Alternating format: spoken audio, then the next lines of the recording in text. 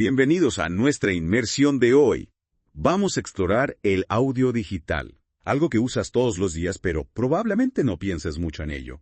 Sí. ¿Alguna vez te has preguntado cómo esa canción que te encanta llega desde el estudio hasta tus oídos? O cómo puedes guardar cientos de canciones en un dispositivo tan pequeño. Exacto. Y en esta inmersión vamos a desentrañar esa magia. Tenemos un montón de información, diagramas de sonido envolvente, explicaciones de cómo funcionan los archivos MP3, de todo. ¿Estás listo para sumergirte en el mundo del audio digital? Totalmente. Siempre listo para explorar los misterios del sonido. Genial. Entonces, empecemos por lo básico. ¿Cuál es la diferencia entre el sonido analógico y el digital? Buena pregunta. Piensa en el sonido analógico como una onda continua, como las olas del mar, ¿no? Un flujo constante de información. El sonido digital, por otro lado, es como una serie de fotografías de esa ola, tomadas a intervalos regulares. Veo. Cada fotografía es un número que representa la altura de la ola en ese momento preciso. Entonces, en lugar de tener toda la información de la ola, solo tenemos puntos de datos específicos. ¿Y eso cómo afecta la calidad de sonido? Esa es la clave. Cuantos más puntos de datos tomemos, más precisa será la representación. Aquí entra la frecuencia de muestreo. En uno de los artículos que compartiste mencionaba los teléfonos antiguos. ¿Y cómo usaban una frecuencia de muestreo baja? Claro. Eso explica por qué las voces suenan a veces tan robóticas en las llamadas. Exactamente. Si no capturamos suficientes fotografías, perdemos detalles y el sonido se distorsiona. Hay un principio, el teorema de Nyquist. Dice que la frecuencia de muestreo debe ser al menos el doble de la frecuencia más alta que queremos capturar. Es decir, si queremos capturar todo el rango de frecuencias audibles, que llega hasta 20 MHz, necesitamos una frecuencia de muestreo de al menos 40.000 Hz. Correcto. Por eso los CDs usan una frecuencia de muestreo de 44.100 Hz, para asegurarse de capturar todo el espectro de sonido que podemos oír. Tiene sentido. Pero el muestreo es solo una parte. También tenemos la cuantificación. Wow, la cuantificación. Si el muestreo es como tomar fotos, la cuantificación sería como elegir el tamaño de la foto. Me gusta esa analogía. Básicamente la cuantificación consiste en asignar un valor a cada foto. ¿Ya? Cuantos más valores tengamos, más precisa la representación. Entiendo. Como tener más colores para pintar un cuadro, ¿no? Exacto. Una mayor profundidad de bits significa más colores en nuestra paleta. Pero más detalles significan archivos más grandes. Y aquí es donde entra la compresión. Sí. La compresión es esencial para hacer que los archivos de audio sean manejables. Sin ella, sería imposible almacenar música en nuestros teléfonos o transmitirla. Y MP3 es uno de los formatos más populares, ¿verdad? Pero ¿cómo funciona? Simplemente elimina información. Bueno, no es tan simple como eliminar. MP3 usa algoritmos inteligentes para identificar las partes del sonido menos perceptibles para el oído humano. Es como un mago que nos distrae con una mano. Exacto.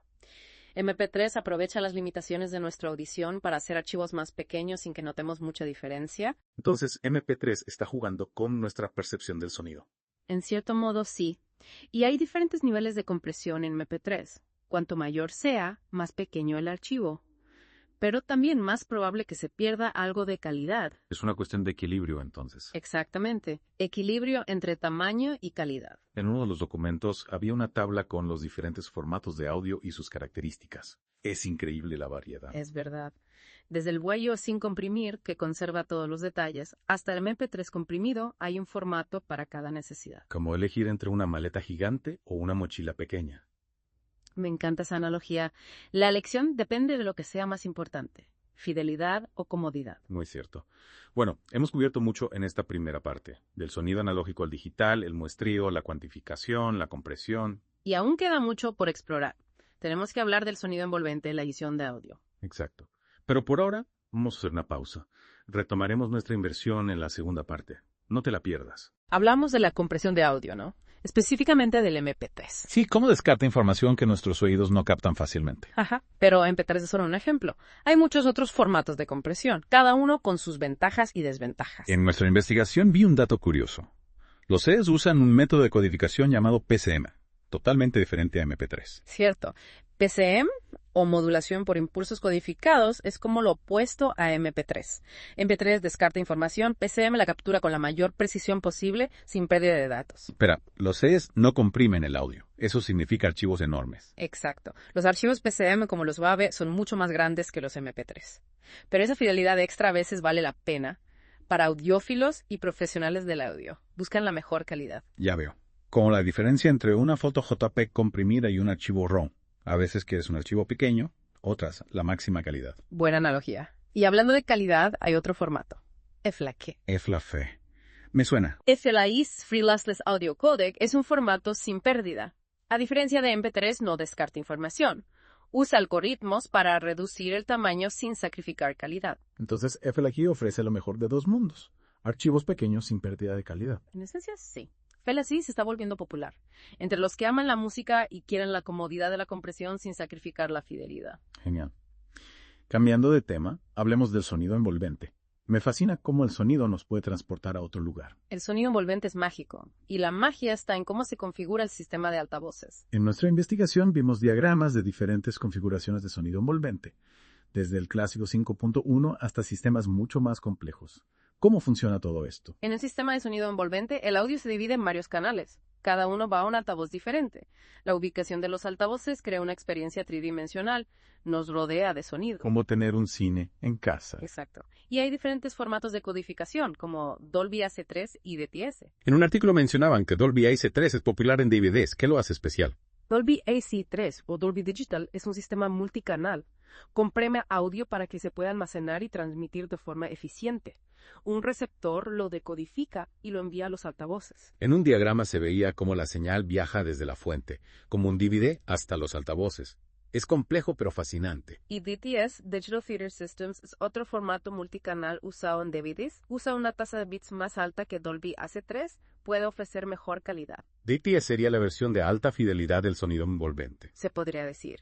Pero mayor tasa de bits también significa archivos más grandes. Otra vez, el equilibrio entre calidad y tamaño. Exactamente. La elección entre Dolby AC3 y DTS depende de varios factores, el equipo y las preferencias del usuario. Bueno, ya hemos hablado de compresión, formatos de archivo e incluso sonido envolvente. Estamos profundizando en el audio digital. Sí, y aún hay más.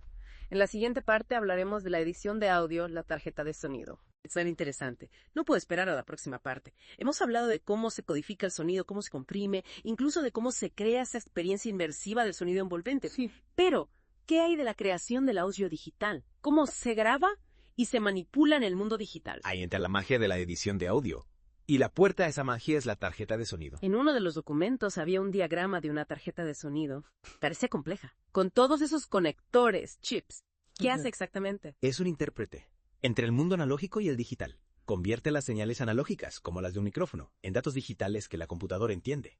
Y viceversa. Convierte los datos digitales en señales analógicas, para que podamos escucharlas por los altavoces. Es como un traductor. Sí, las tarjetas de sonido modernas son muy versátiles. Tienen múltiples entradas y salidas, para conectar micrófonos, instrumentos, altavoces. ¿De todo? En otro diagrama se veía cómo se conecta la tarjeta de sonido a los altavoces. Parece sencillo. Sí.